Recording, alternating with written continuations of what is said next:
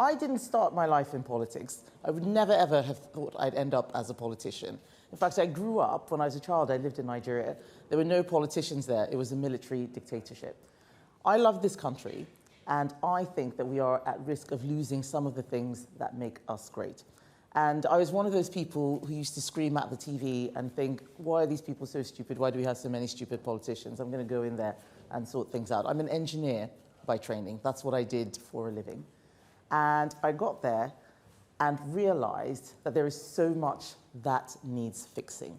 I became a minister, a secretary of state, worked very hard, but still people around the country felt let down.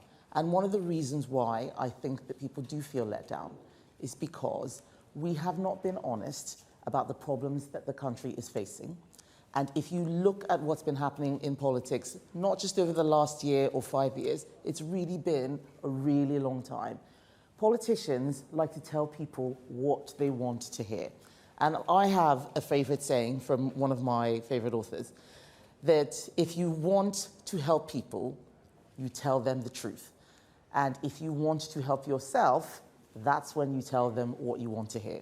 And so you have a lot of people saying, we're going to do this, making promises, and things never get done. And whenever people ask why, I say it's because they're just making announcements.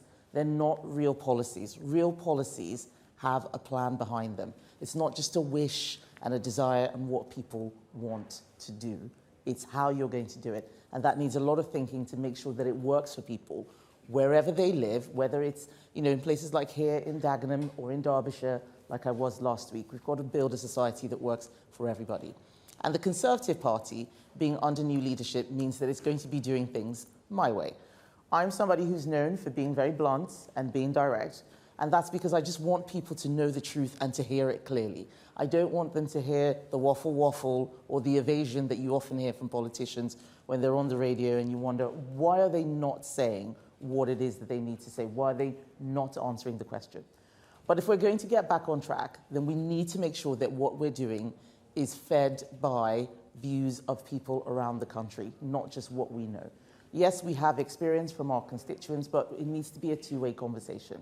So I'm here now having a town hall with you, not just to broadcast about the great new leadership the Conservative Party has, but actually to find out what you think we need to do.